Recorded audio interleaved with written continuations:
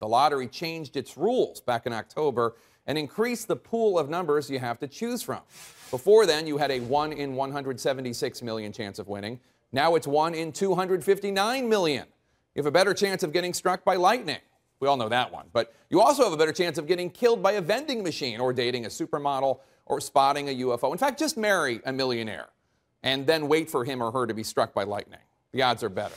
If no one wins tonight, the jackpot for the Friday drawing will start at nearly wait for it, $1 billion. That would make it the biggest payout in U.S. history. So is this all a waste of your hard-earned cash? Is it the stupid tax? I ask because we got an office pool going here.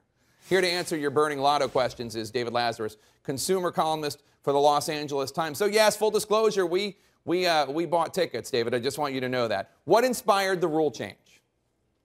Well, what they wanted to do, they're not going to admit it, they wanted to compete more with the Powerball lottery, which consistently runs larger jackpots. The guys at the Mega Millions had jackpot envy, and they wanted to find a way to get into those hundreds of millions of dollars of jackpots. And to do that, as you noted, they increased the numbers that you have to choose from, thus decreasing your odds of winning, thus increasing the size of the jackpot, thus in turn increasing the number of players.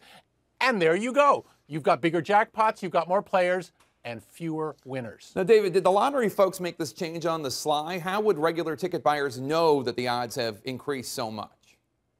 It's a great question, Jake. And after I wrote about this in my column last week, I had people emailing me saying, well, who knew? Why didn't anybody tell us? They did issue a press release, but how many people are reading lottery press releases out there? They didn't make a big to-do out of the rule change, probably because a lot of people would have very correctly said, wait a minute, I'm going to pay the same dollar for this thing. I'm going to have astronomically worse chances of winning. That doesn't sound like a really good deal.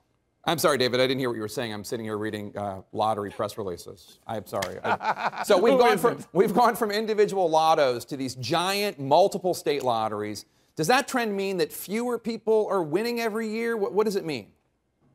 What absolutely means there's going to be fewer winners. As you correctly noted, they changed this thing in October, and since then, not one jackpot winner. There have been winners of some of the smaller prizes, but not one jackpot winner.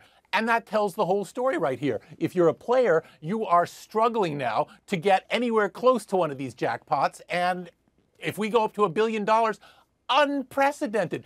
Let's say we go up past $1 billion. Are more people going to say, you know what, clearly, empirically speaking, I have no shot at winning? No, of course not. The higher that jackpot goes, the more people who will spill in. Talk about a little bit of a scam. So your overall chances of winning a prize, though, just to be real here, it's 1 in 15, even if it's just winning $1. You have a 1 in 18 million chance to win $1 million. 9 people did that on Friday. So, I mean, that's not nothing. You know, you're not a billionaire, you're not a mega millionaire, but $1 million, not bad. Nice work if you can get it. Yeah, but let me put this in context, Jake. I mean, if I were to tell people, don't leave your house today because there's a chance you're going to be murdered, you'd laugh that off. You'd say, well, what are the odds? I've gone out my entire life. No one's murdered me. There's no chance of this.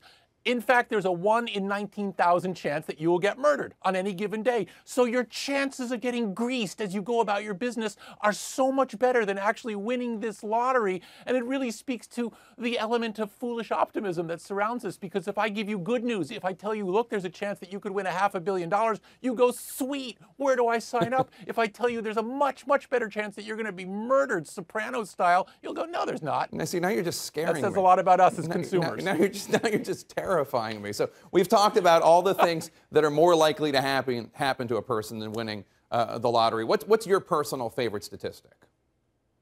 Well, my personal favorite is, I mean, I like the thing about getting murdered like this. Also, you actually have a better chance of some... Yeah, but you actually have a better chance of some errant piece of machinery falling off a passing airplane and bonking you in the head than you do of winning the lottery. And I don't know a single person that's ever happened to. I mean the errant piece of machinery and not the lottery win. None of our viewers are ever going to leave their homes again. Okay, David, before we go, one last question. All this naysaying, have you bought a ticket?